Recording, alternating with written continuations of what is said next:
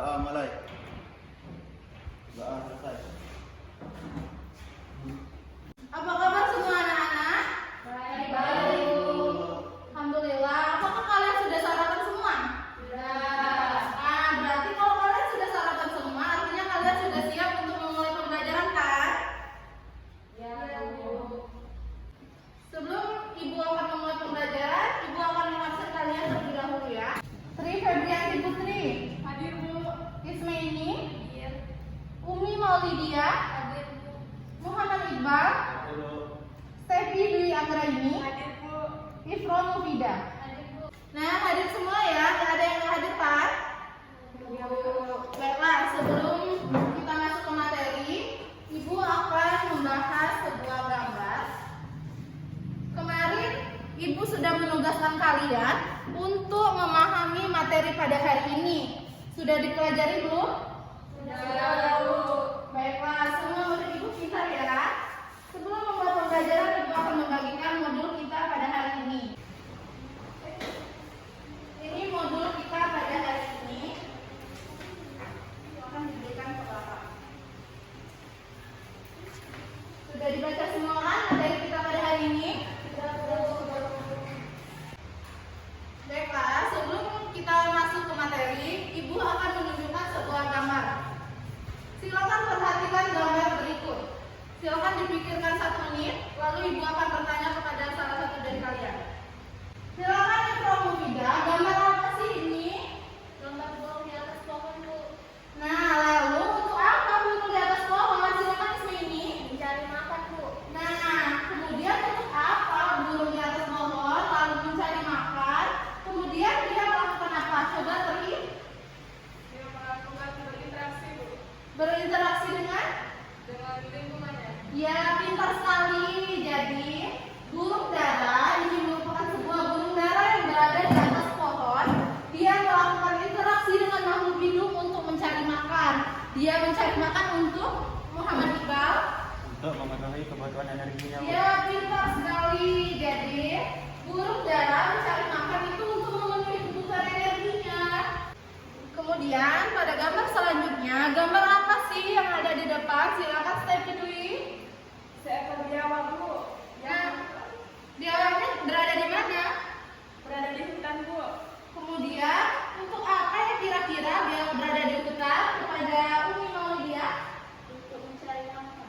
Nah, lalu kira-kira biawak berada di tengah hutan untuk mencari makan, untuk memenuhi apa dan untuk berinteraksi dengan apa? Silakan kepada Muhammad Iqbal. Untuk memenuhi kebutuhan energinya. Dia berinteraksi dengan siapa? Berada di hutan. Interaksi dengan lingkungan hidup. Ya, pintar sekali.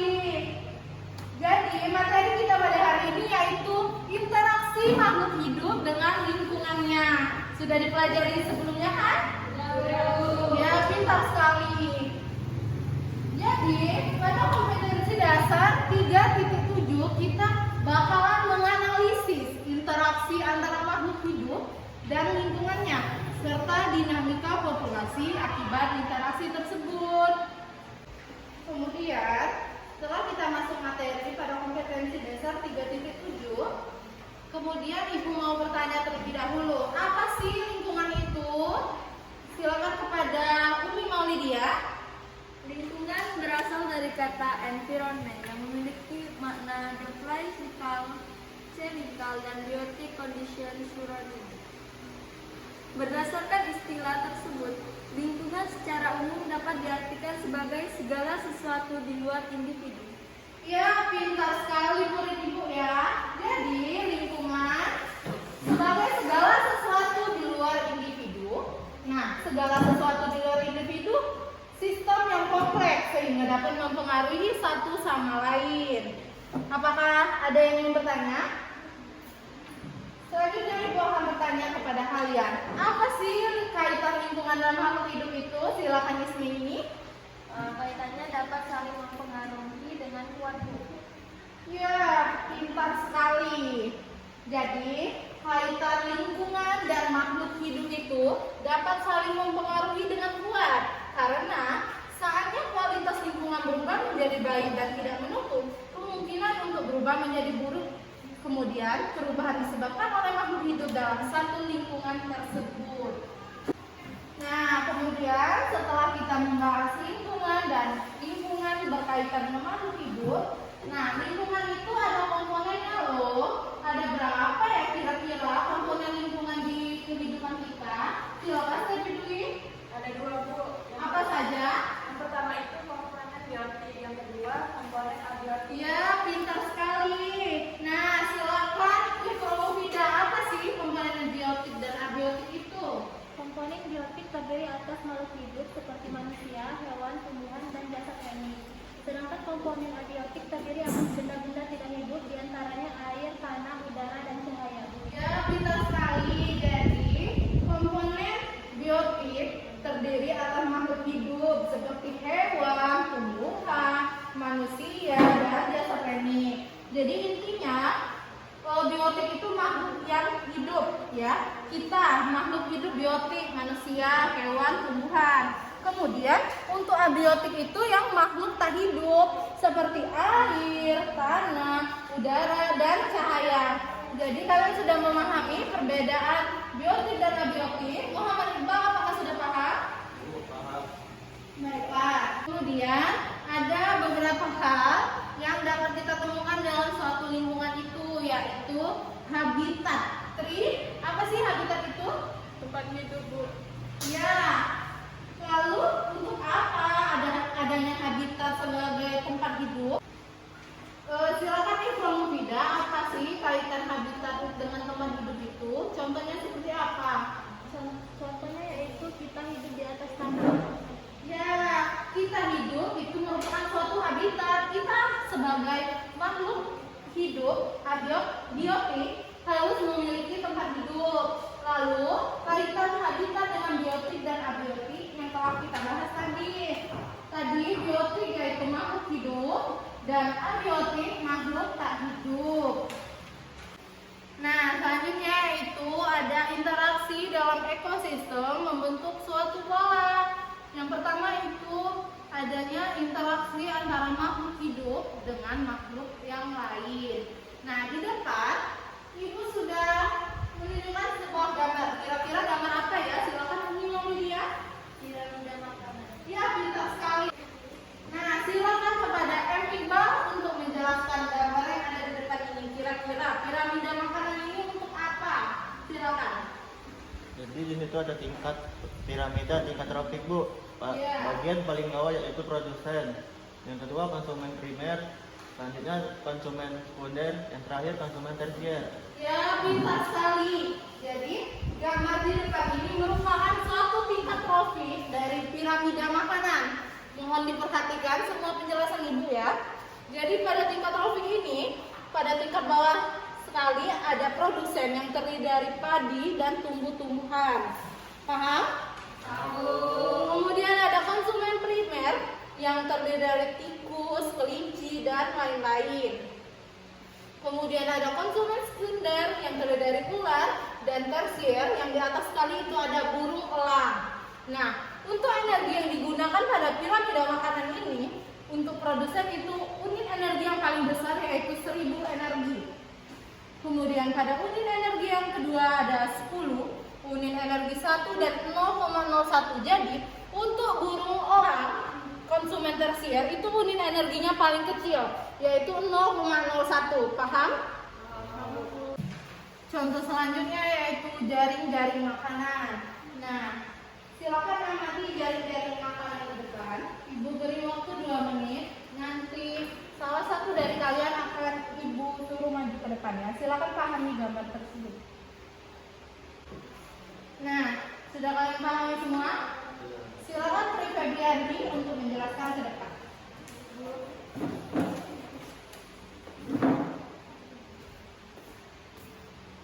Silakan jelaskan. Jadi jaring-jaring makanan ini dimulai dari produsen seperti pohon, yaitu tumbuh-tumbuhan, kemudian padi, tumbuh-tumbuhan juga dimakan oleh tikus, dimakan juga oleh belalang, dan bisa juga dimakan oleh ular. Pohon bisa juga dimakan oleh belalang dan juga bisa dimakan oleh ular. Kemudian Kemudian tikus bisa dimakan, tikus sebagai konsumen satu dimakan oleh ular sebagai pengurai. Kemudian belalang dimakan oleh katak, katak dimakan oleh elang sebagai pengurai. Ulat juga bisa dimakan oleh ayam, ayam dimakan oleh elang sebagai pengurai. Ya, pintar sekali. Tepuk tangan untuk Tri Febrianti.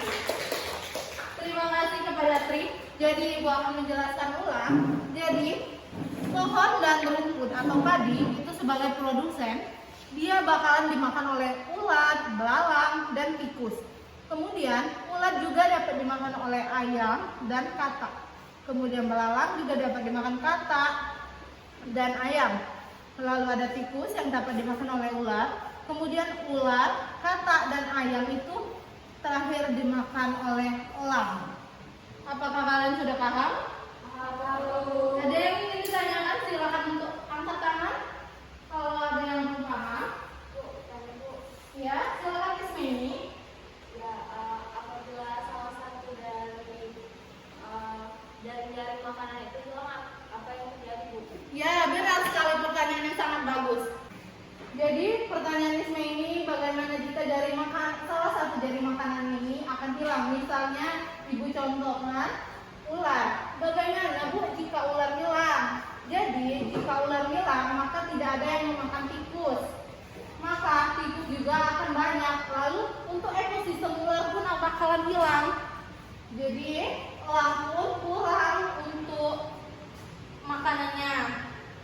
Paham? Baiklah, terima kasih. Apakah ada yang ingin bertanya lagi? Tidak? Ada yang ingin bertanya? Baiklah, selanjutnya materinya yaitu macam-macam simbiosis. Bu, gambar apa Bu yang ada di depan ini? Ya, ini memang nggak ada judulnya, Ibu nggak ngasih judulnya. Kira-kira ada yang tahu ini ikan apa? Silakan Muhammad Iqbal. Gambarnya gambar ikan badut dengan animal laut. Ya, pintar sekali. Jadi pada gambar ini yaitu ikan badut dan anemon laut. Jadi ikan badut ini habitatnya berada di perairan asin atau air laut ya. Jadi contoh ini merupakan contoh simbiosis komensalisme yaitu ikan badut dan anemon laut. Silakan siapa yang sudah paham mengenai simbiosis komensalisme, silakan untuk menjelaskannya. Stephanie. Baik Bu, simbiosis komensalisme adalah hubungan interaksi dua jenis individu yang memberikan keuntungan kepada salah satu pihak, tetapi pihak lain tidak mendapat kerugian. Ya, pintar sekali. Terima kasih atas jawabannya. Jadi, pada contoh simbiosis ini komensalisme yaitu ikan badut dan anemon laut. Jadi, pada simbiosis komensalisme itu sama-sama tidak ada yang dirugikan. Tetapi ikan badut merasa diuntungkan dan anemon laut tidak merasa dirugikan. Apakah kalian paham? Paham. Ada yang ingin ditanyakan? Tidak ada. Selanjutnya contoh simbiosis kedua. Ini gambar apa? Simbiosis yang kedua. Silakan angkat tangan yang ingin berpendapat. Ya, kepada Ismi ini dipersilakan. Itu pertemuan tumbuhan tali putri dengan inangnya, Bu. Ya, benar. Lalu tali putri dan inangnya itu bagaimana? Simbiosis apa? Tri Febrianti. Simbiosis parasitisme. Ya, simbiosis parasitisme. Jadi, ini merupakan tumbuhan tali putri dan inangnya merupakan salah satu contoh dari simbiosis parasitisme. Sebelum Ibu menjelaskan simbiosis parasitisme, silakan ada yang ingin menjelaskan apa sih parasitisme itu? Dari katanya saja kita sebenarnya sudah dapat menebak apa parasit itu. Karena kita juga sering mendengar apa sih parasit itu. Silakan angkat tangan. Ya, Ifra Mufidah. Simbiosis parasitisme merupakan hubungan dua jenis individu yang memberikan keuntungan kepada salah satu pihak dan kerugian pada pihak yang lain. Ya, benar sekali. Jadi ini merupakan salah satu contoh dari simbiosis parasitisme. Jadi sebenarnya pada kehidupan kita sering mendengarkan apa parasit itu? Nah, parasit itu salah satunya dirugikan dan satunya itu diuntungkan. Jadi parasitisme itu kurang baik pada kehidupan makhluk hidup karena salah satu dari tumbuhan ini merasa dirugikan dan hanya satu individu yang diuntungkan. Paham? Ada yang ingin ditanyakan? Belum? Baiklah, selanjutnya. Selanjutnya simbiosis yang terakhir. Simbiosis apa? Umi mau Lydia? Ya, pintar sekali. Ada yang dapat menjelaskan apa itu mutualisme? Muhammad Iqbal? Simbiosis mutualisme adalah hubungan dua jenis individu yang saling menguntungkan. Ya, pintar sekali.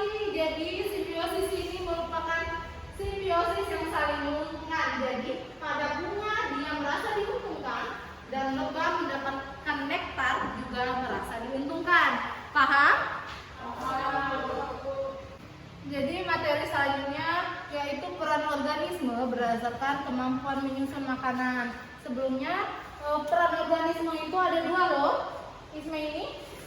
Autotrof dan heterotrof. Ya benar. Jadi pada heterotrof kemampuan menyusun makanan itu terbagi menjadi tiga. Yang pertama yaitu herbivora. Ada yang tahu herbivora?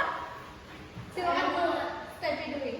Pemakan tanaman atau tumbuh-tumbuhan. Ya benar. Jadi pada herbivora yaitu pemakan tumbuhan. Contohnya kerbau, kuda, jerapah, gajah, kambing, panda, kelinci, sapi.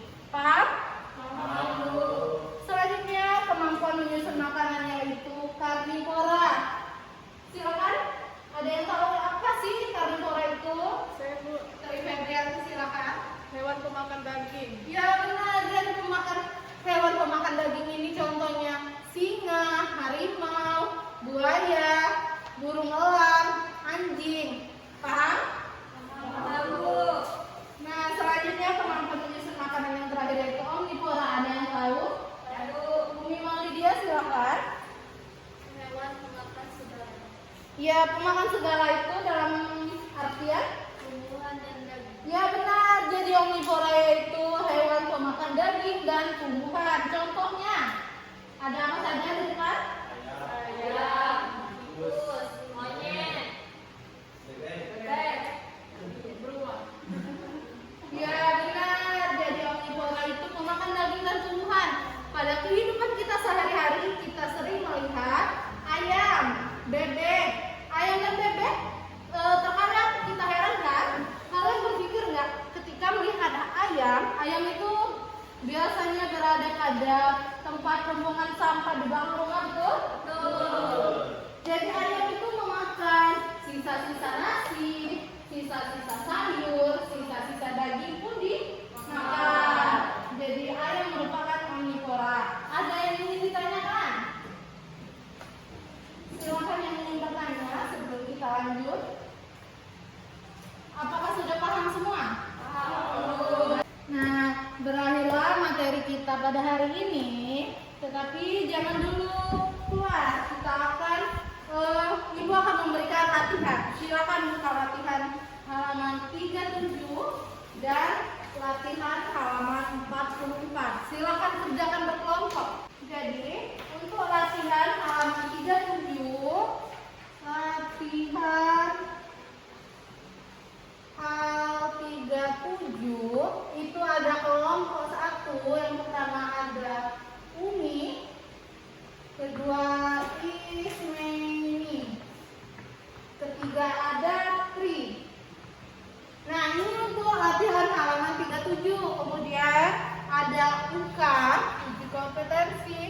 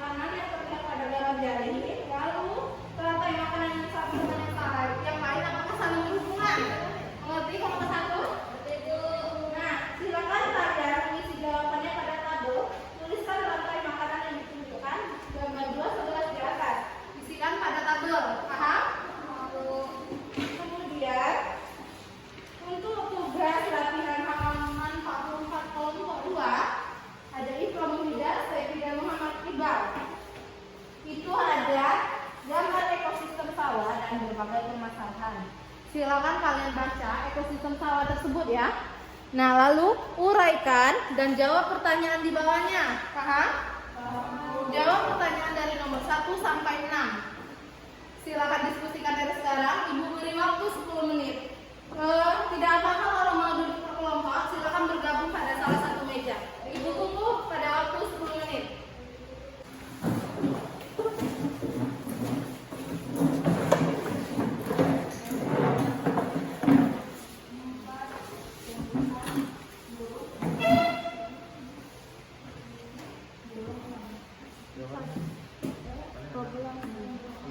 Padi akan bertambah.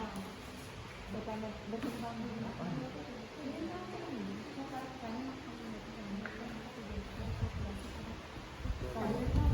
Itu populasi padi nambah, sama padi berkembang populasi kurang.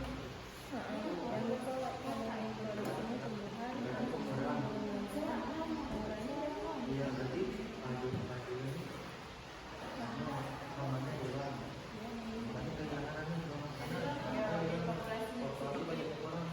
Apakah diskusinya sudah? Karena waktunya sudah mencapai 10 menit.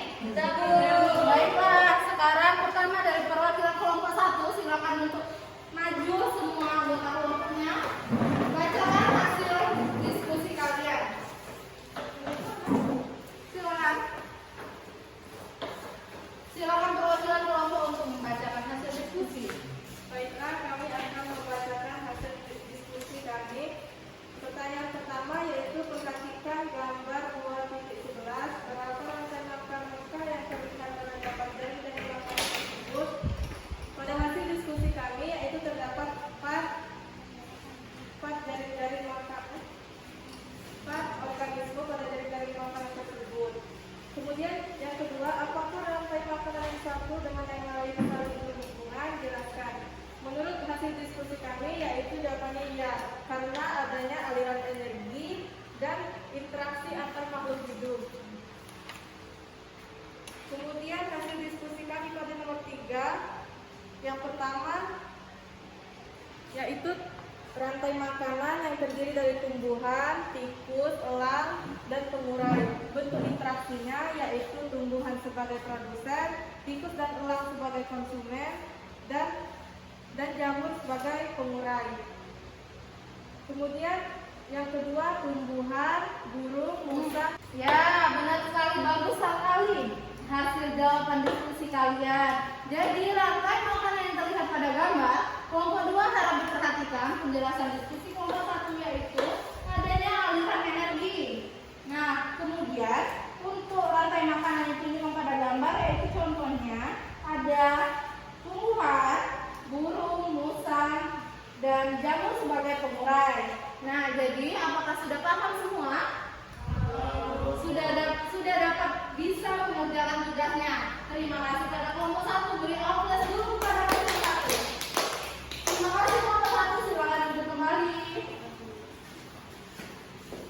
Silakan untuk kelompok 2 untuk menjelaskan hasil diskusinya. Semua anggota maju.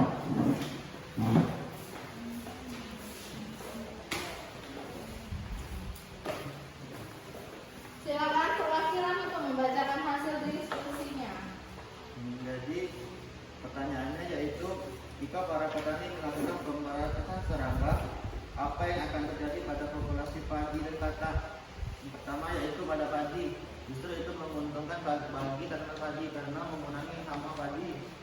Yang kedua yaitu pada katak, tentunya itu akan mengurangi jumlah populasi katak karena dia kehilangan makanannya. Ya, benar. Bagus sekali hasil diskusi kelompok 1. Silakan Feby Dwi untuk mengulangi jawabannya. Di sini kan ada populasi padi ya. Ya.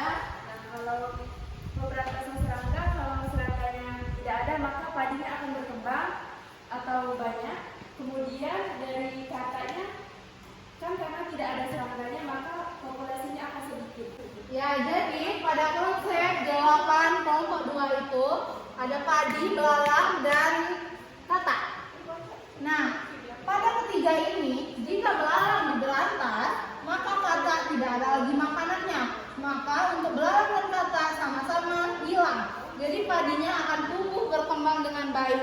Apakah semuanya paham? Paham. Baiklah, terima kasih. Silakan duduk kelompok 2. Terima kasih atas jawaban yang sangat bagus. Nah, silakan kepada seluruh peserta didik kembali ke tempat duduknya masing-masing. Lalu Ibu akan menjelaskan hasil kesimpulan dari pelajaran kita hari ini. Nah, sebelum Ibu menyimpulkan, silakan untuk perwakilan peserta didik dapat menyimpulkan. Muhammad Iqbal, apa sih kesimpulan kita setelah mempelajari interaksi makhluk hidup hari ini? Jadi rangkuman pada materi hari ini yaitu lingkungan secara umum diartikan sebagai segala sesuatu di luar individu. Segala sesuatu di luar individu merupakan sistem yang kompleks sehingga dapat mempengaruhi satu sama lain. Lingkungan terdiri atas dua komponen yaitu biotik dan abiotik. Komponen biotik terdiri atas makhluk hidup seperti manusia, hewan, tumbuhan, dan jasad alami. Sedangkan komponen abiotik terdiri atas benda-benda mati seperti air, tanah, udara, cahaya, dan sebagainya. Ya cukup. Terima kasih Muhammad Iqbal. Beri aplaus dulu untuk Iqbal dapat kesimpulan materi kita hari ini.